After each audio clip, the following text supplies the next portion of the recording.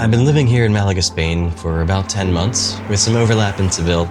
I've gotten pretty comfortable in a routine since I've been here, and today I want to take you around and show you what a typical day looks like for me on a Saturday in the winter months. For the sake of transparency, I added a couple things in here that I didn't film on the same day, but I thought might still be helpful for you. That includes grocery shopping. So with that out of the way, here's what a day looks like in my life here in Malaga.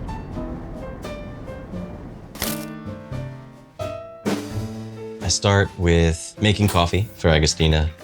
For myself, I make yerba mate, Exhibit A. My wife's the Argentinian and she drinks coffee. I'm the American and I drink mate.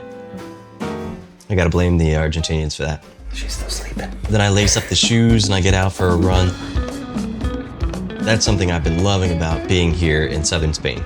In the winter, sometimes it's still t-shirt and shorts weather. That was one of the main motivating factors of moving here. I definitely appreciate it. Sometimes it can be windy, but I think that's just the price you pay for living near the sea. I did spend most of my winter in Seville, though, and I made a video about that if you want to check that out after this. If you've been following along with me, welcome back. I typically leave early in the morning before the streets are packed with tourists. If I wait until past 9, it's too late. I run past the bull ring and then down to the beach.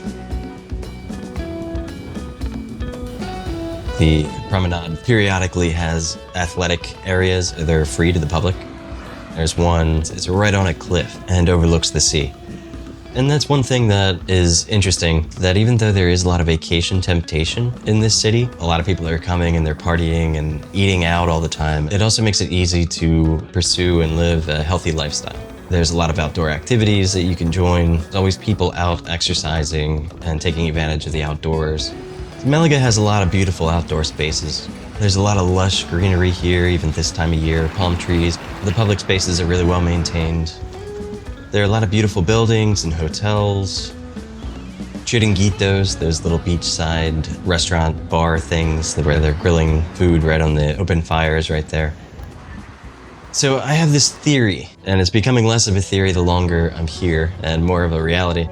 If you live in a vacation destination, then any time that you spend not working is basically a vacation. If you go out for a little adventure on Sunday, and nothing far, just a walk to the beach, to a new market that you haven't visited, or a vermuteria, kind of feels like a vacation day. Just one day a week, every week. Do that all year, and that's 52 vacation days. So that's almost 7.5 weeks of vacation per year. And you didn't even take a day off work. And that's a pretty cool way to think about it, I think. I run back and I typically cut past the port, and there you'll often find giant super yachts. On this particular day, there was a life-size seaworthy replica of Christopher Columbus's flagship, the Santa Maria. And it's pretty crazy to think how much the world was shaped by something that seems so small now compared to this giant super yacht that's just sitting right next to it. Came in for my run and Agustina made me breakfast. Our feathery eggs. I do some laundry. We don't have a dryer, so we hang our laundry on the roof. An adjustment to life in Europe. I know that dryers exist here. Some people have them. I haven't had one since I've been in Europe. I don't really mind it. It's kind of a meditative Zen activity. So, for obvious reasons, doing this on a Saturday, because most of the time you will see me sitting here behind my computer, editing things. So that's not very exciting now.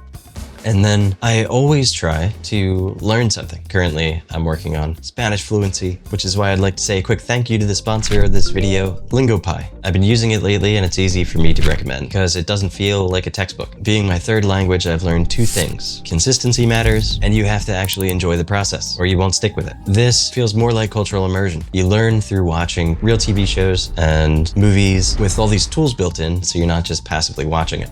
If I'm watching a scene, all the subtitles come up. And if there's a word that I don't know that I'm unfamiliar with, I can click on the word, it'll tell me the meaning of it instantly. It adds it to the review and practice deck. I can easily look at all of the vocabulary words that I checked out. There's another feature I've been using, it's called Say It. I'll replay a line, say it out loud, and try to match the actor's pronunciation. Mis palabras. Mis palabras. It gives you feedback right away, a percentage of how close you were to the original, and it's helped me a lot here with the way that people speak day to day. Currently, I'm watching a Spanish documentary called Northern Horizon about a guy who's biking his way from South America to Alaska. And I like the documentary content because it's unscripted. You are hearing the real pacing and the same conversational phrases that you would hear in regular everyday life. And then there's the connection that happens where you're out in the world and you hear something that you remember from the documentary that you watched. And you know it's working. If you want to try it, there's a free trial. And through my link, you also get 55% off of the annual plan. I'll put it on the screen and in the description.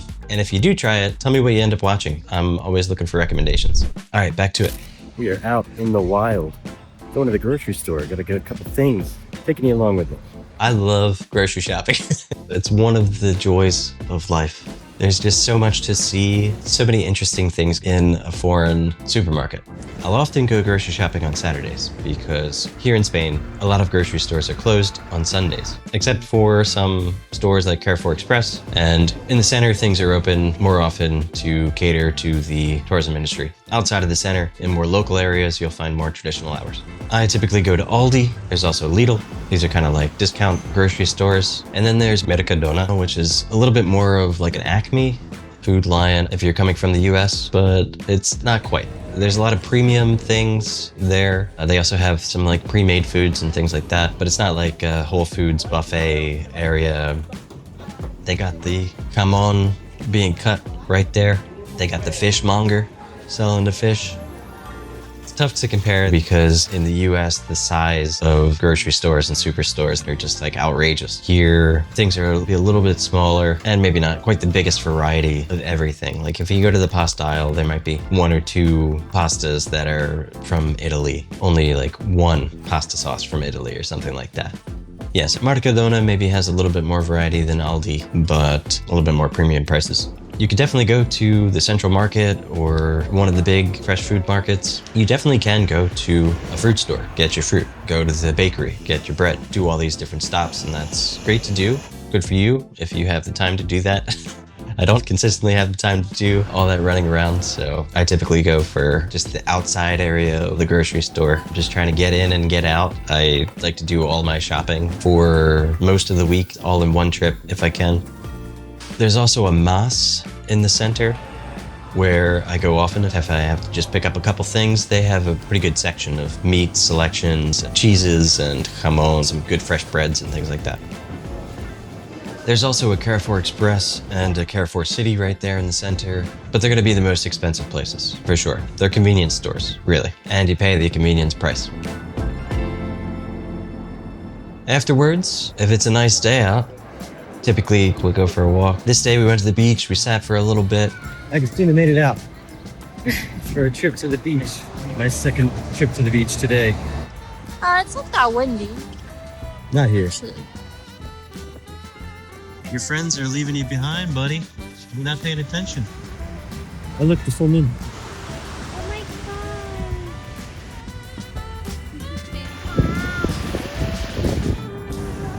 We got talking about tapas, so we decided that we should go stop somewhere on our way home. We just saw a place and they had seats open, so we stopped there, which is something that's nice to do. We grabbed some pimientos de padrón and patatas bravas. I bet you these are super crazy hot. Typically, we make our own meals at home. Saves money, it's healthier, more sustainable for the long term. Yeah. We made some tofu stir fry that we make often. We typically eat between 7:30 and 8:30, and that kind of lines up with the normal eating here. Between 8 and 9 are probably average hours here in Spain. Had some tea, watched some TV, and called it a day. So, while this may not have been the most exciting day in my life, this wasn't a grand adventure, it's the reality of what a typical day looks like in my life. When you live somewhere long-term and slow travel, you're not pressured to pack your days in with sightseeing all the time. But if you pick one day a week and you do go on an adventure, count that as a vacation day. Spain makes it easy to go out and enjoy life. Treat yourself to a couple tapas without breaking the bank. Use the public spaces, walk the streets, just take in the sights and sounds. It's a beautiful place.